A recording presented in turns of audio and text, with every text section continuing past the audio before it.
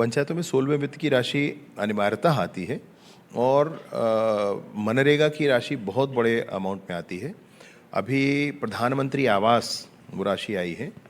प्रधानमंत्री आवास की कहानी मैं आपसे कहूँ तो वे एक गजबी कहानी, मतलब मैं 2 मिनट आपका समय लेता हूँ इसमें। प्रधानमंत्री आवास पिछली जो सरकार थी कांग्रेस की, उसने प्रधानमंत्री आवास देना बंद कर दिया था।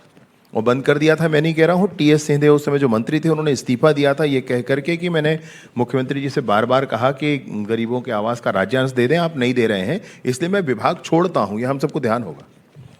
भाजपा ने आंदोलन किया था, मोर आवास मोर अधिकार रोक के रखे है भूपेश सरकार, ऐसा यह आंदोलन किया था। और उसके बाद सरकारें बनी और उस समय 18 लाख आवास की बात थी, तो मेरी पार्टी ने मुझे ही इसमें इस आंदोलन के लिए चुना हुआ था, तो मैं ही देख रहा था। अब उसके बाद जब सरकार बनती है, आपको विश्वास नहीं होगा कि 32,50,000 पूरे देश में आवास दिए जाते हैं मोदी जी की सरकार के द्वारा। उसमें से 8,47,000 छत्तीसगढ़ को मिलता है, जो 26% है, पूरे देश का 26% है। और उसके बाद 3,03,000 आवास अभी हमको और मिले, कुल मिलाकर 11 लाख आवास हो गए। पुराने 2,88,000 आवास हमने और बनाए हैं जो अभी जाकर पूर्ण हुए हैं, और 3,03,000 आवास हमको अप्रैल मई में मिलने वाले हैं। इतनी बड़ी संख्या में एक किसी राज्य में, उत्तर प्रदेश जैसे राज्य में भी एक वर्ष में इतनी बड़ी संख्या में आवास नहीं बने जो अभी हमारे प्रदेश में बन रहे हैं। बहुत अच्छी बात आपने बताई। चूंकि हमारा विषय भी इमर्जिंग छत्तीसगढ़ है और थोड़ी देर पहले भी हम बस्तर की बात कह रहे थे, अभी पड़ोसी अविभाजित मध्य प्रदेश का हिस्सा है हमारा छत्तीसगढ़ भी, और अभी पड़ोसी मध्य प्रदेश में जो ग्लोबल इन्वेस्टर समिट हुआ तो 30 लाख करोड़ रुपए से ज़्यादा के निवेश के प्रस्ताव आए हैं। और मेरा सवाल छत्तीसगढ़ के तो संदर्भ में है ही, और ख़ास करके बस्तर को लेकर स्पेसिफिक है कि क्या वहाँ पर भी निवेश को और आकर्षक बनाने की या और निवेशकों को वहाँ बुलाने की कोई योजना बना रही है सरकार? माननीय मुख्यमंत्री जी अभी बैंगलोर जाने वाले हैं, एक और समिट है। इससे पहले वो बॉम्बे भी गए थे और दिल्ली भी उनका जाना हुआ था, और बहुत बड़ी राशि छत्तीसगढ़ में इन्वेस्ट करने के लिए लोगों ने कहा है। तो छत्तीसगढ़ में ये इन्वेस्टमेंट की बात तो हो ही रही है। स्पेशली अपन बस्तर की बात करते हैं, बस्तर में तो सब लालायित हैं, लेकिन कंजर्वेटिव होकर ही सरकार उसमें सोचती है। सरकार का बहुत स्पष्ट ये सोचना है कि बस्तर के लोगों के हक और अधिकार के बाद ही किसी और की बात की जाए। तो जो वहाँ जाना चाहते हैं उनका वेलकम होगा, लेकिन उन बातों के साथ होगा जिसमें बस्तर के स्थानीय लोगों को, बस्तर की स्थानीय उन्नति को बढ़ावा दिया जा सके, उसके साथ ही होगा।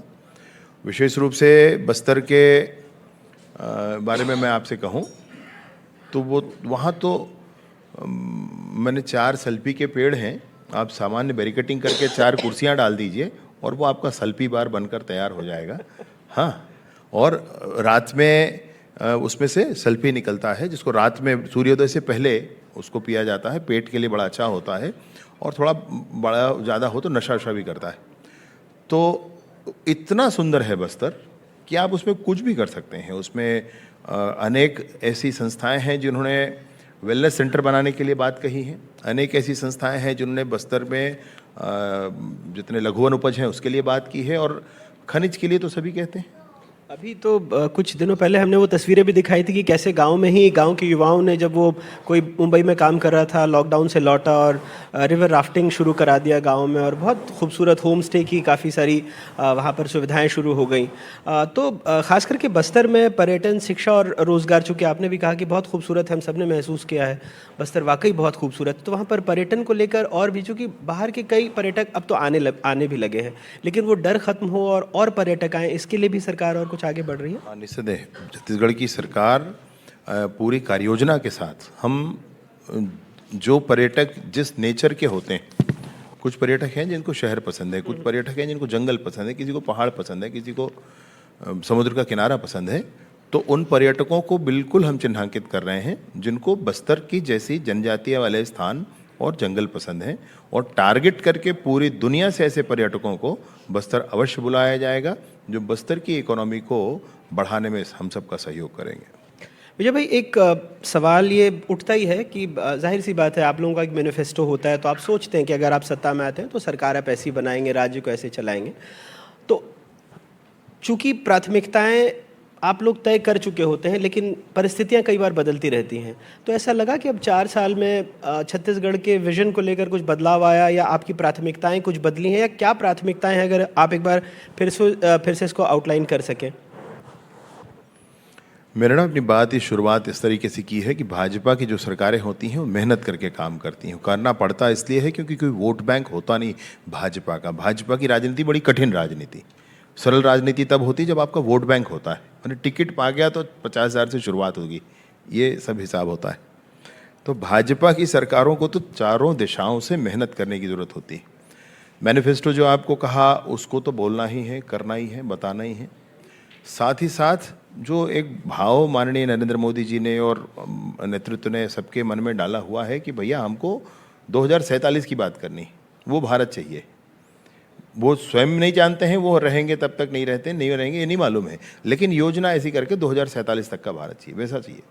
ये भाव सबके मन में है। एक एक माननीय विष्णुदेव साय जी के मंत्रिमंडल के एक एक मंत्री के मन में ये बात है कि हमको अपने विभाग के जो मैनिफेस्टो की बातें वो तो करनी ही करनी है, लेकिन विभाग इतना दुरुस्त बनाकर चलना है कि आने वाले समय में और उन्नति हमारे प्रदेश की बहुत अच्छे से हो सके।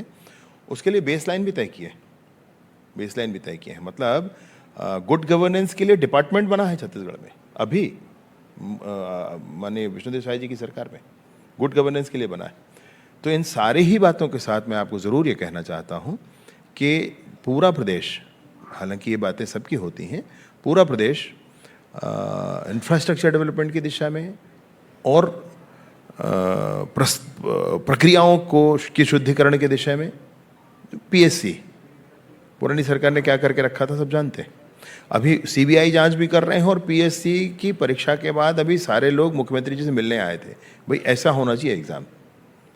तो प्रक्रियाओं के शुद्धिकरण के लिए भी हो या इंफ्रास्ट्रक्चर डेवलपमेंट के लिए हो, प्रतिबद्ध होकर काम कर रहे हैं।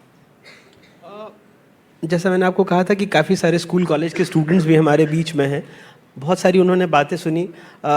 वो शायद ये भी जानना चाहेंगे कि आपका स्कूल या कॉलेज में आपकी लाइफ कैसी रही है, आपका छात्र जीवन कैसा रहा, अगर संक्षेप में थोड़ा सा उन लोगों को भी बता पाए। मैं तो देहात का रहने वाला हूँ। कवर्धा यहाँ से 120 किलोमीटर और दूर है, आधा जंगल आधा शहर है। तो मैंने छत्तीसगढ़ी भाषा में सब ये होता था, लेकिन ये ज़रूर है कि राजनीतिक क्षेत्र में मन शुरू से लगता था। मैं 9वीं कक्षा में भी शाल नायक रहा, 12वीं में भी रहा, फिर कॉलेज वगैरह में भी आगे राजनीतिक क्षेत्र में काम करते रहे। पढ़ाई से इसमें कोई फ़र्क नहीं पड़ता, कोई राजनीतिक क्षेत्र में काम करता है तो उसकी पढ़ाई बाधित हो जाती है, कम हो जाती है, मैं बिल्कुल नहीं लगता, मुझे होता ही नहीं है भाई, ऐसी कोई बात नहीं। लेकिन राजनीतिक क्षेत्र में होने से ये बात ज़रूर होती है कि मुखरता आती है। मतलब फ्रैंकली स्पीकिंग, अगर आपको एक दिन में एक ही दिन जीना है तो कोई बात नहीं, तो सब जी लेते हैं, लेकिन एक दिन में 8-10 दिन जीना है अगर, तो राजनीतिक जीवन अच्छा होता है। उतना डाइवर्सिफाइड फील्ड में एक दिन में पहुंचना होता है, उतने चीज़ों में एक दिन में उतनी विधाओं में जीना होता है। तो 8-10 दिन का जीना एक साथ हो सकता है।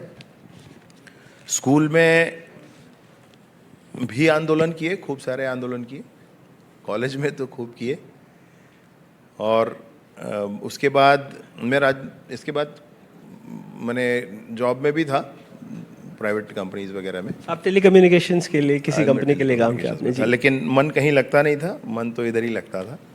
तो फिर बीच में छोड़कर आ गया था पिताजी के ने सन 2000 में, 1999-2000 में। स्कूल फिर कॉलेज वो सब ठीक है, चलता रहा। लेकिन ये है ईश्वर की दया से फर्स्ट डिवीज़न हमेशा बनता रहा था।